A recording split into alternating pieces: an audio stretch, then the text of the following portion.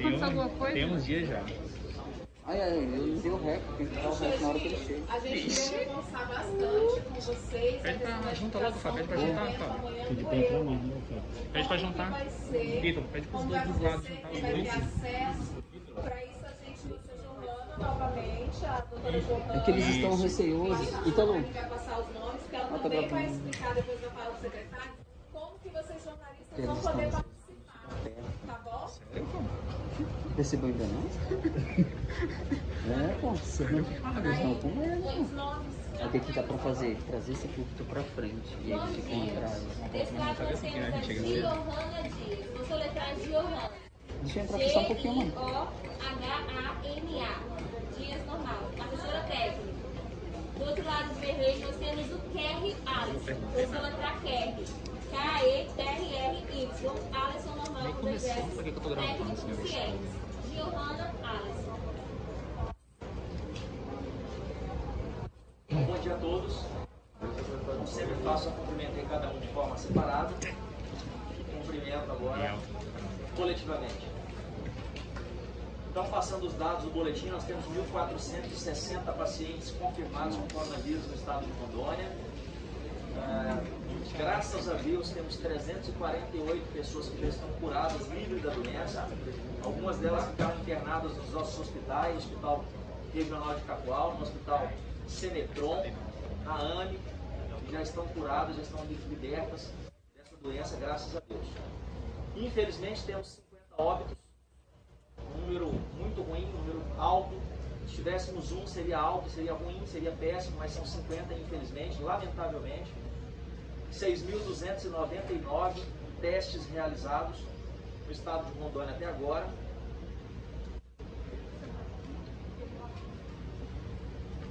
Nós temos, nesse momento, 193 pacientes internados. Esse número tem subido cada dia e tem nos preocupa muito. O número de pacientes internados vem aumentando. Cada dia que passa, nós temos um saldo positivo, ou seja, alguns pacientes vão de alta e mesmo assim interna-se mais do que se vai de alta. Então, nós temos um número positivo de pacientes a mais. Para nós, esse número é negativo, porque são pessoas internadas, mas são números que aumentam gradativamente e infelizmente nos preocupa isso. Nós temos nesse momento 90 pacientes internados confirmados, sendo 38 pacientes em UTI e 52 em enfermaria. No Senetron nós temos 70% da capacidade de UTI preenchida. 70% dos leitos de UTI no Hospital Senetron estão cheios e 64% dos leitos de UTI da AME também estão lotados. Hoje a nossa taxa de ocupação é de 70% da UTI do Senetron e 64% da UTI da AME. Infelizmente tivemos 3 óbitos de ontem para hoje, uma senhora de 89 anos, um homem de 73 e uma senhora com algumas comorbidades de 58 anos de idade. Temos os servidores ainda afastados, lembrando que nós temos 149 servidores positivos do João Paulo, 178 do Hospital de Base. Graças a Deus nós já temos 123 desses servidores que estão curados, 123 servidores curados, sendo 106 do João Paulo II, que foi aquele primeiro lugar que teve pessoas contaminadas. No total de servidores afastados temos 857, porque temos os positivos, temos os suspeitos. E lembrando que ainda temos os servidores que estão afastados porque têm uma idade superior a 60 anos, que têm algumas comorbidades e estão afastados. Então o total de servidores hoje relacionados ao Covid afastados das nossas unidades todas juntas, capital e interior, 857 servidores afastados. Isso é uma coisa que nos preocupa, porque nós sempre já tivemos historicamente um número de servidores baixo, até por causa da lei de responsabilidade fiscal, né? Sempre nos limites ou abaixo do limite. E agora com o Covid, vários servidores afastados. A gente tem chamado sucessivos editais de convocação para temporários. Nos últimos, infelizmente, não estão aparecendo mais médicos, porque realmente não tem mais no estado. O pessoal que estava aí precisando ser empregado, já foi empregado todo mundo. Tem acho que 2 ou 3 editais últimos, não aparece nenhum médico querendo trabalhar, não tem mais pessoas da classe médica se interessando, não tem mesmo na cidade, no estado, disponíveis para trabalhar. Isso nos preocupa bastante. Nós até emitimos para a imprensa, fizemos entrevistas e tal, falando que nós éramos a favor das universidades formarem os alunos que se formariam em julho, formarem agora antecipadamente, tendo em vista que já está quase em cima. As universidades formaram, a Unir fez a formatura, esses alunos ainda não conseguiram o registro no Conselho Regional de Medicina, se formaram na última quinta-feira, falta ainda, pelo que nos foi passado, ainda faltam alguns documentos para Unir mandar, documentos do CREMER, mas está finalizando. Hoje falei com o pessoal do CREMER, a gente precisa realmente que esses profissionais já peguem os seus diplomas, aliás, peguem os seus certificados, seu CRM, seu registro no CRM do CREMER, para que a gente possa começar a colocá-los para trabalhar, porque nós estamos precisando. As escalas estão deficientes, nós estamos com dificuldade de fechar as escalas pelo número de servidores afastados. Então, estamos aí em tratativas para que eles peguem logo, já que anteciparam a colação de grau que seria para julho, que eles consigam logo o registro para começar a trabalhar e nos ajudar a salvar vidas. Isso é algo que tem nos preocupado bastante, nos preocupa muito, porque essa deficiência de profissionais, óbvio, a gente precisa dos profissionais para tocar os hospitais, para salvar vidas, para atender as pessoas. Estamos aí com o Hospital Regina Passos prestes a ser entregue para a gente, já com a quantidade boa de leitos no começo. Nós precisamos de profissionais também para tocar esse hospital. Obviamente, ter um hospital ou ter uma estrutura, se não tiver esses profissionais da área da saúde, isso não resolve. Por isso, nós sei a nossa preocupação, mas estamos tentando tomar as medidas, conversar com os órgãos, para que liberem logo esses registros, para que esses profissionais possam se incorporarem à CESAL, a Secretaria de Estado da Saúde, ao Governo do Estado de Rondônia, para poder trabalhar e salvar mais vidas dos nossos rondonienses. Secretário, eu vou fazer um pedido e uma pergunta para você. Eu já pedi para a Prefeitura de Porto Velho para eles fazerem a discriminação de números por distritos, do que está acontecendo nos distritos, e até agora nós não fomos atendidos. Vamos fazer igual como vocês fazem. Ontem, no distrito de Extrema, por exemplo, teve um óbito. E, segundo foi noticiado lá, a gente tem acesso, foi paciente de Covid-19 lá em Extrema. Eu gostaria de saber do senhor se o senhor tem esses números e se confirma que esse paciente é daqui, porque ele faleceu no Acre, mas saiu de Extrema para tratar no Acre.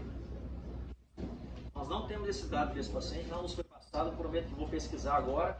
O que pode ajudar a responder como é feito esse monitoramento? O que é da Angeli, doutor Kerr, e ele vai, então, passar alguns dados para você ajudar. Gente, bom dia. Com relação ao que foi falado, é o seguinte: nós, como Estado, nós compilamos todos os dados que vêm das vigilâncias epidemiológicas municipais. E o município de Porto Velho tem uma situação específica, que é a presença do CIEP de Porto Velho também. Então, assim, nós, como Estado, nós não podemos dizer dados em que nós não recebemos ainda. Uma vez que a equipe epidemiológica e o CIEPS também faz essa investigação do caso, identifica, porque nem todo óbito que acontece é coronavírus.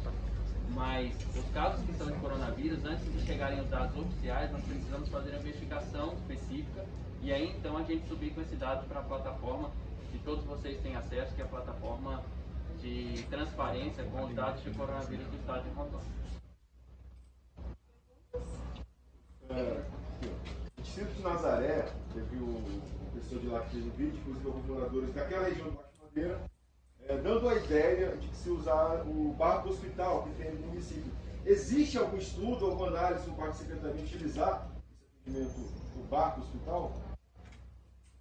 Então, assim, eu acredito que essa pergunta deve ser dividida para o município. O barco é do município, o distrito é do município, atendimento básico, né? Eu vou explicar qual é, secretário, a função do Estado nesse sentido, né? Não, eu entendo a função, é só saber se existe algum diálogo, alguma ideia nesse sentido, ou que pode ser feito por unidade de Baixo Madeira. Aí eu tenho dificuldade de responder, porque é uma pergunta dirigida ao município. Eu acho interessante tentar conversar com as autoridades do município para ver a organização deles nesse sentido. Secretário, há um vídeo circulando com um carregamento de 146 caixas, 150 caixas dos possíveis kits, né? Isso está dentro do aeroporto de Guarulhos, do departamento de cargas.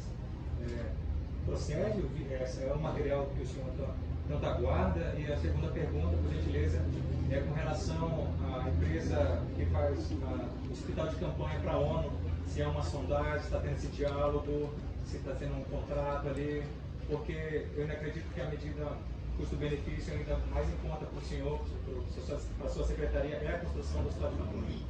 Perfeito. Os testes rápidos nós compramos da China, houve uma demora imensa na entrega, como está acontecendo em outras empresas, outros materiais também. Nós começamos a tomar as medidas necessárias, fizemos notificação da empresa e na última sexta-feira, dia 8, nós tivemos a reunião na quinta-feira com o Ministério Público e na sexta-feira a nossa Procuradoria-Geral do Estado, a PGE, entrou com um pedido judicial que eu posso disponibilizar para vocês, alguns a Dislene já encaminhou para alguns meios de comunicação. A nossa Procuradoria, a CESAL, entrou na Justiça pedindo para a Justiça bloquear o dinheiro da empresa, 3 milhões de reais, até que a empresa entregasse. Isso foi na sexta-feira, o doutor Edenir despachou, o Ministério Público também pediu, nós tivemos a reunião na quinta-feira, não foi uma ação conjunta, nós solicitamos na sexta, tem a petição do nosso procurador pedindo, para que a empresa, para que a Justiça bloqueasse o valor que nós depositamos adiantado, já que a empresa estava muito atrasando muito a entrega dos kits. Isso foi feito, o dinheiro foi bloqueado na conta da empresa, e na segunda-feira à noite, na segunda-feira chegou a mensagem da empresa, com os vídeos, inclusive, que a carga havia chegado, com a documentação que a carga havia chegado no aeroporto de Guarulhos. E aí, como já estava previamente combinado, nós mandamos ontem, na verdade, o avião dos bombeiros para ir para São Paulo, já está em São Paulo e agora de manhã está fazendo a averiguação, confirmando se a carga realmente é dos nossos kits. Os vídeos que nos chegaram dizem que são, estamos confirmando isso agora de manhã. Confirmando lá, a gente vai pedir o juiz de novo, o mesmo juiz que a CESAL pediu para bloquear na conta da empresa, que é o doutor Edenir.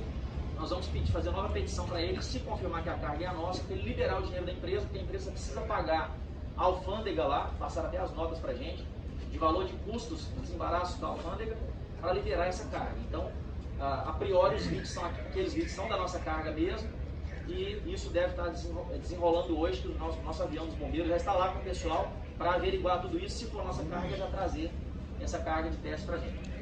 Possivelmente seja assim, porque tem documentos comprovando que é, mas obviamente a nossa equipe está em loco lá agora de manhã para averiguar tudo isso. Só repetindo, nós da CESAL fizemos na sexta-feira uma petição do juiz e o doutor Edenir concedeu o bloqueio do dinheiro.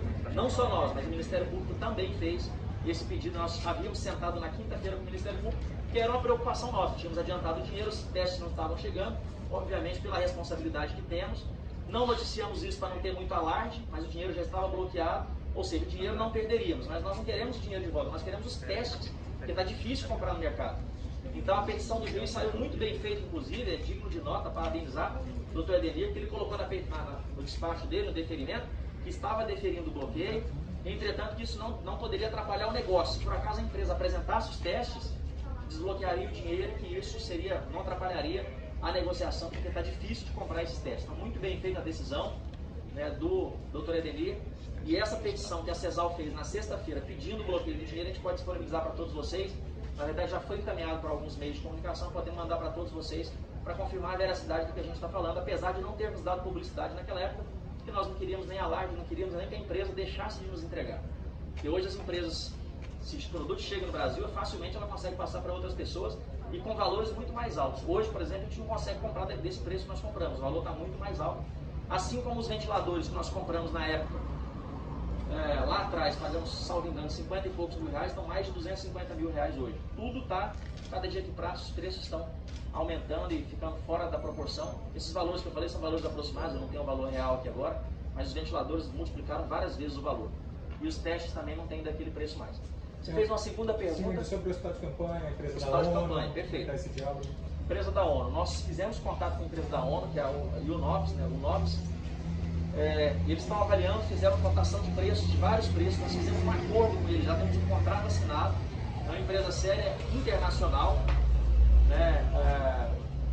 E nós fizemos esse contrato e eles estão analisando preços, disponibilidade, prazo, porque uma coisa hoje não é só preço. Tem empresas que têm um preço muito baixo, mas querem entregar daqui 6 meses. Aí pra gente não resolve. O prazo, a empresa que consegue entregar com um prazo mais rápido, isso é fundamental pra gente nesse momento. Então estamos em tratativa com o NOPS e possivelmente dará certo algumas coisas da tratativa, se não tudo que a gente está tratando com eles. É verdade. Secretário, não sei se você pode responder, mas sobre o uso do hidroxicloroquina, que foi anunciado, os pacientes passariam a ser tratados com esse medicamento. Há relatos de algum paciente que foi curado com esse medicamento, os pacientes que morreram chegaram a usar esse medicamento também. O que o senhor pode passar para a gente sobre isso? Desculpa, complementando a pergunta do colega, a gente viu muitas reportagens e pesquisas sobre anticoagulantes também. A gente queria saber como é que está esse tratamento dos pacientes aqui. Perfeito. Nós estamos usando em todos os nossos pacientes internados que não tenham contraindicação a hidroxicloroquina. Todos eles recebem. Esses que faleceram, praticamente todos usaram. Alguma ou outra tem contraindicação, algumas alterações cardíacas, hepáticas, que não podem utilizar a hidroxicloroquina. Quem não tem contraindicação, todos estão utilizando. Essa pergunta de falar curou por causa da hidroxicloroquina é muito difícil, teria que ter um trabalho científico mostrando isso, porque a Covid, 85% dos pacientes ficam curados sem tratar com nada. Nenhum medicamento precisa tomar, a maioria fica curado tratando em casa, hidratando bastante, tomando bastante líquido e medicamentos para febre e para dor, por exemplo. Cerca de 85% acontece isso, 15% acabam precisando de internação. Então é muito difícil a gente dizer de forma, sem ter um trabalho científico, um N maior de pacientes, sendo um estudo realmente acompanhado por cientistas, a gente dizer que esse foi curado por causa da hidroxicloroquina e esse não foi. Mas há evidências científicas em trabalhos do mundo inteiro que tem sido utilizado o medicamento. Alguns trabalhos falam que melhoram muito, outros trabalhos falam que nem tanto. Mas nós estamos numa guerra que não existe ainda um remédio específico para curar o vírus. Não tem um antiviral como tem, por exemplo, o Tamiflu para H1N1 que mata o vírus. Não tem. Então tem vários trabalhos científicos desenvolvendo, mostrando vários medicamentos que têm sido utilizados com melhoras. E aí se sugere que tem melhora. E o paciente não tem contraindicação para tomar, nós vamos usar o medicamento sim, como nós fizemos com a hidroxicloroquina. Lá atrás, então, compramos a hidroxicloroquina de forma antecipada. Hoje em dia está super difícil de comprar no mercado. Compramos com preço baixo, graças a Deus, porque nos antecipamos também, né? E estamos usando para todos. Hidroxicloroquina, azitromicina. E aí a colega da Rede Amazônica, a Marília, perguntou sobre os anticoagulantes. Também estamos utilizando, está no nosso protocolo, porque essa doença já está comprovada em necropsias na China, necropsias na Itália, que ela causa uma coagulação intravascular. Ou seja, os vasos sanguíneos, principalmente do pulmão, eles acabam ficando coagulados e isso atrapalha a ventilação, atrapalha a troca gasosa desses pacientes, ou seja, a entrada de oxigênio, a saída de gás carbônico. Então, está sendo utilizado, está no nosso protocolo também, a utilização dos anticoagulantes. Eu repito, tudo aquilo que vem sendo mostrado no mundo, que tem uma certa eficácia, que tem trabalho científico mesmo curto, com poucos pacientes, mas que dá uma esperança que pode ser utilizado e pode ajudar a salvar vidas, a gente tem implementado aqui, inclusive equipamentos, né, que o pessoal fala, isso aqui parece ser eficaz, tem a comprovação científica com número de casos pequenos, a gente tem introduzido para tentar salvar. Nós também temos uma esperança de qualquer momento sair uma vacina, qualquer momento sair um medicamento que fala assim, olha, esse toma e cura 100% dos pacientes. Mas infelizmente isso não tem no mundo inteiro ainda, em lugar nenhum do mundo. Secretário, sobre o sistema penitenciário, há já alguns detentos que estão internados? O que você tem para falar sobre esse cenário, sobre relação à Covid-19? A gente pode trazer a Sejus numa próxima, porque os dados são da Secretaria de Justiça. Tá bom? A gente pode até você comprar. Mas a casa confirmada, né? Esse é um boletim que é editado pela Sejus. Eles estão com os nossos dados. Posso só responder rapidinho? Com certeza. Só a sua pergunta. O Lisandro falou está certo. Os dados, quem tem mais domínio sobre esses dados é a própria Sejus. Entretanto, nós tivemos uma reunião há poucos dias com a OAB, Mecanismo, o Ministério Público e a Sejus, tratando sobre isso, a nossa preocupação com o sistema penitenciário, para que não haja casos de detentos positivos. Então hoje nós temos 5 suspeitos, estão todos separados em celas isolados para não contaminar os demais detentos. Temos alguns agentes também que deram positivos, estão isolados, os agentes suspeitos que tiveram contato estão isolados, para que a gente evite o caos no sistema penitenciário. Mas nesse momento a gente não tem todos os pacientes que estão, todos os detentos que estão suspeitos, estão isolados, então não estão em contato com os demais presos, restritos de liberdade. Na questão barbearias e academias, né, que já que o decreto federal foi considerado atividade fundamental, essencial, qual é o funcionamento da Secretaria de Saúde em relação a isso aqui no estado de Rondônia? Isso é um decreto presidencial. Quem somos nós para poder discutir o decreto presidencial? Ele tem autonomia, o presidente tem autonomia para fazer, achar que é essencial e baseado nos critérios que ele utilizou, com critérios científicos ou não, mas ele tem a prerrogativa de fazer isso. É um decreto do presidente obviamente, jamais questionaríamos o presidente nas prerrogativas dele. O Estado de Rondônia, também por uma decisão da STF, qualquer Estado, ele pode ter algumas observações que podem chegar até o decreto presidencial. Ele é o limite. E aí nós estamos estudando também nossos casos aqui com alguns cientistas, com médicos, com tecnologistas, com epidemiologistas, nós da Secretaria de Estado da Saúde, para a gente também ter os nossos critérios aqui no Estado. Uma pergunta proposta. Duas. O Estado do Maranhão adotou um decreto, esse decreto fazendo com que todos os hospitais, na verdade, caso tenha alguém com Covid-19 ser internado, que o Estado pagaria. Essa é uma pergunta proposta. E a outra pergunta é, onde eu quero até parabenizar todos os profissionais da saúde, agora poderão se hospedar nos hotéis. Isso poderia ser estendido à população que tivesse o Covid-19 para se isolar da família, para não contaminar mais outras pessoas. Secretário, deixa eu responder. Essa foi a última pergunta, tá, gente? Agora a gente se abre a pauta, porque a gente precisa falar sobre o euro também, para que vocês possam participar amanhã, tá bom? Então, essa questão de requisição de leitos, requisição de hospitais, é uma prerrogativa de quem está com decreto, quem tem um decreto de calamidade. Nós podemos hoje requisitar qualquer hospital, requisitar outros prédios, mas a gente trabalha com democracia, a gente não quer ter que requisitar, tem que tomar. A gente tem tentado conversar e fazer contratos mesmo que seja nesse momento, sem dispensa de licitação, porque as licitações demoram muito tempo e nós não temos, no meio de uma pandemia, esse tempo, o decreto nos dá essa prerrogativa, nós não temos interesse em requisitar, em tomar nada de ninguém. Conversando com os hospitais, contratualizamos, por exemplo, 50 leitos clínicos e 15 leitos de UTI no Hospital Samarco. 50 leitos clínicos, mais 15 leitos de UTI. Contratualizamos ainda 20 leitos clínicos com o Hospital Santa Marcelina. Óbvio, dentro da democracia, dentro da legalidade, dentro do que o decreto nos faculta, e conversando com as pessoas, ele botando o preço dele, porque ninguém quer também que o empresário tenha prejuízo ou que tenha seu bem arrancado à força. Por mais que o decreto dê essa flexibilidade, não é de jeito nenhum a nossa ideia, não é do governador Coronel Marcos Rocha, não faz parte das nossas características, queremos conversar, negociar, tratar para atender da melhor forma possível a nossa população. Quanto aos hotéis, nós facultamos aos nossos servidores da Secretaria de Estado da Saúde entrar nos protocolos de isolamento. Então tem protocolos da Organização Mundial de Saúde, nas quais os servidores que estão ali em dedicação exclusiva passam um número X de dias trabalhando direto, sem ir para casa, e esses dias todos ele dorme no hotel, tem roupa lavada, tem comida, tem tudo no hotel. E depois aguarda um período X, faz o teste e aí volta para casa, fica mais alguns dias em casa. Depois volta para o hotel, fica alguns dias no hotel, trabalhando, por exemplo, de dia, descansando à noite no hotel, tendo suas vestes lavadas, tendo alimentação no hotel. Isso é uma proposta da Secretaria de Estado da Saúde para os nossos servidores. Boa parte dos servidores não tem interesse, porque eles têm que ficar no hotel tantos dias sem ir em casa, porque senão não resolve. Não é, hoje eu vou dormir no hotel, amanhã eu vou dormir em casa com a minha família. Não é assim.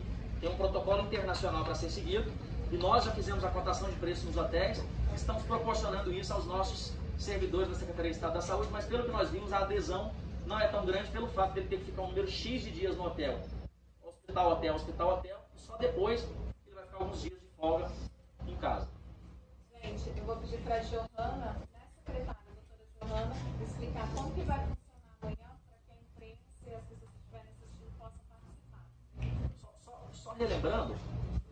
Só relembrando que nesse período de Covid, nós tínhamos antes contratado a empresa para fazer uma modelagem financeira e econômica do euro, esse grande sonho do governador Coronel Marcos Rocha, sonho meu. Eu fui servidor do João Paulo durante 9 anos, ralei ali muito tempo. A gente sabe como é que é aquilo lá. Obviamente, quem sofre mais do João Paulo II são os pacientes e os acompanhantes. Mas falar que os servidores não sofrem, não existe. O servidor sofre também. Naquela época, no passado, quando tinha pessoas tomando sol e chuva, que na nossa gestão, graças a Deus, não tem mais, numa garagem, chovendo ali, o paciente internado, o enfermeiro, o técnico sabe lá aplicar uma injeção, o paciente estava tomando chuva, mas o técnico também estava tomando. Graças a Deus não tem mais isso, porque nós locamos leitos em hospitais privados para levar esses pacientes. Mas esse sonho da construção do novo hospital é um sonho do rondoniense há mais de 20 anos. João Paulo é um hospital de 36 anos, que foi feito para uma população desse tamanho. Hoje a população está 5 vezes maior, com muito mais acidentes de moto, de carro, muito mais trauma, baleados, esfaqueados. Então, obviamente esse hospital não comporta mais há muitos anos, há 20 anos atrás já era para ter sido feito outro. E esse é um sonho do povo rondoniense, é um sonho nosso, que nós estamos deixando esse sonho de lado apesar do Covid. Lá atrás, desde o começo do ano passado, já estamos tentando aqueles estudos para descobrir qual era o melhor sistema, a modelagem, foi o BTS que foi escolhido, e agora estamos fazendo a modelagem financeira econômica pela FESP, uma empresa séria, uma das mais renomadas do Brasil, com sede em São Paulo.